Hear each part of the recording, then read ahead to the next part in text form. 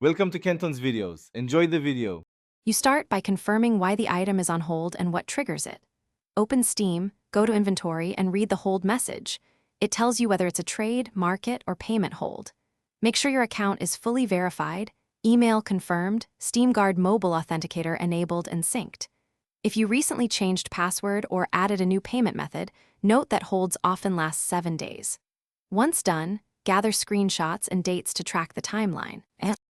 Next, you act to remove or prevent holds by addressing the specific cause. Enable or re-enable the SteamGuard mobile authenticator and allow it to fully sync. That often removes future trade holds. Check recent purchases, refunds, or gifts. These commonly trigger a 7-day restriction, so you may need to wait. If a new card or payment method was added, verify the payment and wait the required hold. Make sure to keep your phone time synced and Steam app updated.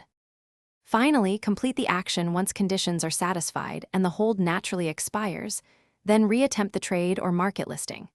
If the hold persists past the expected period, contact Steam support and include screenshots, transaction ID, and timeline. That speeds review. If things go wrong, first troubleshoot. Sync your phone clock, reinstall the Steam mobile app, confirm the linked email and phone number, and double-check SteamGuard status. Those steps resolve most lingering hold issues without further delay. Thanks for watching. Consider subscribing if we helped you.